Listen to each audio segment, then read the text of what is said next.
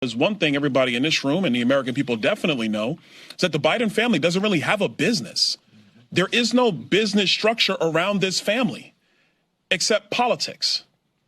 And since Joe Biden has spent decades in the Senate, served 8 years as vice president, and is now president of the United States, and the family's getting money from various countries and foreign businesses through various shell companies and this web of LLCs.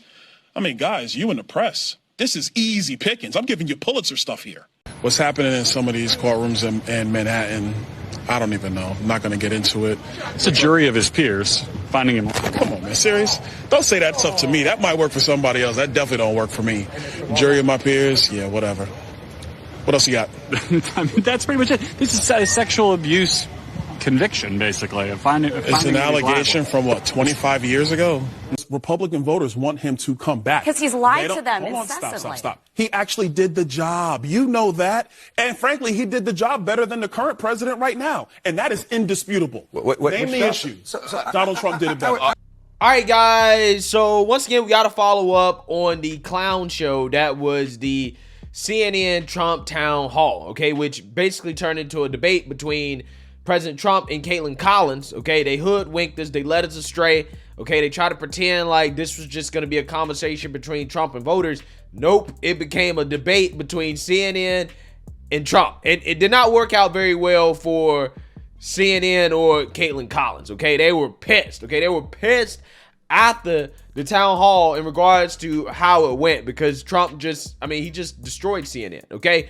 And I think one of the more interesting segments from that town hall, that panel, was the part about Ukraine, okay, in which Kaitlan Collins tried to pressure Trump into giving an answer about who he supports in this war.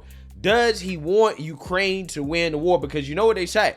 They say that if you don't 100% support Ukraine and NATO and you don't think that they're 100% innocent, okay, then you're a Putin apologist, okay? If you don't go along with all the talking points of the West, you are a Putin apologist. So Kaitlan Collins tried to pressure Trump or to try to corner Trump into a yes or no answer on whether or not he would support giving more aid to Ukraine and whether or not he wants Ukraine to win, whatever that means, right?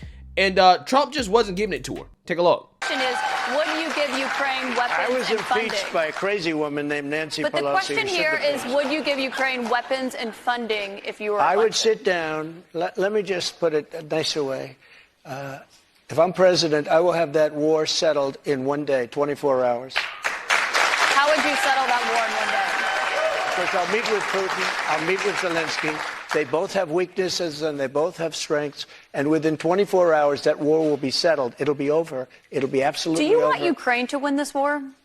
I don't think in terms of winning and losing. I think in terms of getting it settled so we stop killing all these people and breaking down this country. Now, can I just follow up on that? You said you don't think in terms of winning and losing. Mr. President, can I just follow up on that because that's a really important statement that you just made there. Can you say if you want Ukraine or Russia to win this war? I want everybody to stop dying. They're dying. Russians and Ukrainians. I want them to stop dying. And I'll have that done. I'll have that done in 24 hours. I'll have it done. You need the power of the presidency to do it. But you won't say that you want Ukraine to win. You know what I'll say? I'll say this. I want Europe to put up more money because they're in for 20 billion. We're in for 170, and they should be. And they should equalize. They have plenty of money. They should equalize. I got with NATO. When I sat down, I got them to put up hundreds of billions of dollars that they weren't paying under Obama and Bush and all of these other presidents. That's why they're able to help them fight the war because of the money I got. But I want Europe. What's happening in Ukraine, excuse me. Mr. I want Europe to put up more money because they're laughing at us. They think we're a bunch of jerks. We're spending $170 billion for faraway land, and they're right next door to that land, and they're in for 20. I don't think so. When it comes to what's... Yeah, so in my personal opinion, I think that this was probably the best part of the town hall for Trump, okay? I love this answer for multiple reasons, and I'm going to get into it. But first, I actually want to play a clip here, a segment after the town hall in which Van Jones and the CNN panel is responding to Trump's response to her question about Ukraine, in which Van Jones just flat out lies about what Trump said in regards to whether or not he supports Ukraine or Russia in this war. And Van Jones tries to make it look like Trump came out here and stated that, he is siding with Russia, or that, he's pro-Putin or whatever.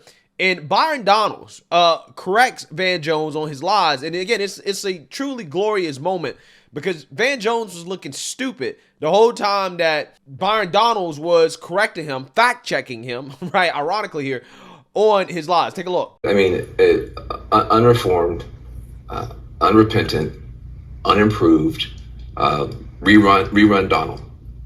And if you're watching this trying to figure out what's going to happen to America, you should be very worried. He threw Ukraine under the bus, just threw him under the bus. So a vote for this guy is a vote for a Putin victory. Period, point blank, you can't get away from that. He would not say that he wouldn't pardon people who've been convicted in U.S. courts of seditious conspiracy, a criminal thug group called the Proud Boys. That's an easy no. I'm not gonna pardon traitors. He wouldn't even give you that. He called the black police officer a thug. He talked about Chinatown. All the dog whistles are there. This is rerun Donald. No improvement, no reflection, no repentance, no remorse. And that's what you're voting for if you vote for this. With respect to Ukraine, I totally disagree. He did not say he was just going to give over Ukraine the way you intimate, Van. He did not say that. He didn't say what he said. He did not say that he would stand for a victory. Van, what he said is that he would actually look for a solution to end it quickly. He put 24 hours on it, but let's be very clear. What Joe Biden has done has been a disaster. So then Van Jones goes on CNN this morning and double downs on his ridiculous claim that Trump is throwing Ukraine under the bus. Take a look. I think if you're a Democrat watching that, you think, we've been criticizing and complaining about Biden? This is a horror show that we don't want a rerun of. And I think a lot of Democrats were appalled by his behavior, him throwing Ukraine under the bus. I hope he gets sued again this morning for libel and slander and everything else. He was being so horrible. Toward the people who have been on their side of his legal cases. But, I think that we've got to be careful here now, because Trump has a particular trick that he uses with nostalgia. The whole Make America Great Again is about, there was this era that was wonderful, it was the 1950s, and I'm going to bring you back there. He's now using nostalgia about the Trump administration. Just a few years ago, everything was perfect. So he's trying to own both a nostalgic past and a future he can bring you to, which leaves Biden potentially stuck with the president and no place to go. And so if you're a Democrat, don't just get thrown off by the emotions here. He's got a rhetorical strategy. We've got to figure out a way to take that narrative away from him. The Trump years were not perfect. By far, they were not perfect, even before COVID. So you begin to see how you're going to have to fight this guy in the general. I think this guy is almost unstoppable for the nomination. Yeah, so this guy, Van Jones, clearly has a severe case of Trump derangement syndrome. I mean, this guy was boohoo whining and crying on national TV after Biden was declared the winner of the election. Okay, he was boohoo whining and crying, thinking that life was going to get so much better for people. Oh my God, life is going to get so much better for so-called people of color. It's going to get so much better because Orange Man's out of office. Well, it's easier to be a parent this morning. It's easier to be a dad. It's easier to tell your kids character matters. It matters. Telling the truth matters. Being a good person matters. And it's easier for a whole lot of people. If you're Muslim in this country, you don't have to worry if the president doesn't want you here. If you're an immigrant, you don't have to worry if the president's going to be happier to have babies snatched away or send dreamers back for no reason. This is vindication for a lot of people who have really suffered. I can't breathe. That wasn't just George Floyd. That was a lot of people that felt that they couldn't breathe.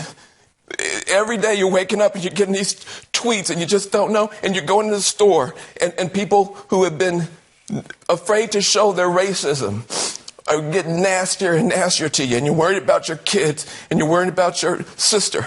Boy, classic clown behavior, bruh. Clown behavior, okay? Clown behavior. Because fast forward 2-3 years in the future, this guy knows that the Biden administration has been an absolute disaster. And I think for African-American voters in particular, there's a special heartbreak because, first of all, the pain is more intense. The rising gas prices, food prices, it's really walloped the black community in a particular way. But the hopes were so much higher. And so you have a community that came out in huge numbers in 2018, huge numbers in 2020, expecting things to get a lot better. And instead, economically at least, it didn't come true. It got worse. And so you're going through a summer now of real heartbreak with black voters. The polls show that. And I think Biden's got to take it very seriously. Yeah. So again, I find it amazing how this guy, Van Jones, on behalf of the establishment, right, comes out here and pushes this same lie that just because you're not 100% on board with Ukraine, that means that you must be pro-Putin, okay? Because, I mean, let's just not act like there wasn't anything that led up to Russia invading Ukraine. Like, for example, what happened in 2014. I've done videos before about Victoria Nuland's role in what happened in 2014. You had John McCain out there in what, to me, seemed to be an attempt to influence Ukraine to be more pro the West, more pro NATO, which is something that Russia took as a threat. Again, I'm not trying to justify what Russia's doing, okay? But in response to what they perceived as a threat, is NATO trying to move closer to their doorstep, they took Crimea. And then they later decided to invade Ukraine after Trump left office. Again, before Trump came in office, when Obama was in office, right, they decided, hey, we don't really think Obama got cojones like that. We're going to take Crimea, okay? As soon as Trump left office, they decided, hey, you know what? We don't think Biden got cojones like that. We're going to invade Ukraine. I'm just saying, to me, Trump here is saying, look, I want peace. And if I was in office, then this war wouldn't be happening in the first place, which I 100% believe. And I think a lot of people believe that if Trump was in office, that there would still be peace, that Putin would have known that, you know what, I don't know what Trump is going to do. I don't know how Trump is going to respond. Trump's a crazy guy, okay? Madman theory here, okay? We might just hold off, right? We might just hold off. We might not want to try this, okay?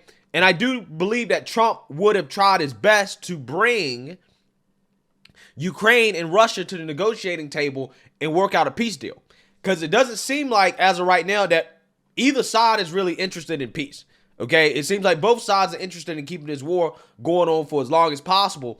And I think that Trump's answer here was very diplomatic because we don't know. He could be in office in the next 2 years. So he just can't come out here as a potential president and say, hey, I'm 100% siding with Ukraine and that Putin's a war criminal when you're trying to negotiate with the guy, right? How can you negotiate with somebody when you're telling him that he's a killer and a war criminal, which is what Biden did, okay? He went on an interview and said, yeah, Putin's a killer, right? Putin laughed at him in response. I think Putin actually challenged Biden to a debate too, okay? I remember that happened too. But you can't negotiate peace when you're calling people names while trying to negotiate with them. Trump knows that. Trump is all about business and negotiation. So Trump understands, again, the art of the deal. That, hey, let me hold my cards because I might be in office. I can't come out here and give you an answer. But I can say this. Europe needs to pay up, right? Europe needs to put more skin in the game, which I absolutely love when he said that. But again, my point is this. It's just amazing to me how saying that, hey, I just want peace, I want to negotiate peace, makes you a pro-Putin person, right? You're pro-Putin if you say, I don't want this war anymore, okay? I don't want to see people die anymore. I don't want to see people lose their lives. Because a lot of these people that are pushing for more war, okay, they don't know what victory is. What does victory look like for Ukraine? A lot of these people are going as far as to say, well, victory is Putin being out of office, aka being assassinated. And I'm sitting thinking, I'm like, okay, have we not learned the lessons of the past? Okay, when we remove dictators from power and then we create a power vacuum and, either, extremists like, for example, ISIS come in and, take power, or you have an even worse dictator that rises up to power? Have we not learned our lesson? Okay, that the grass is not always green on the other side when it comes to toppling dictators.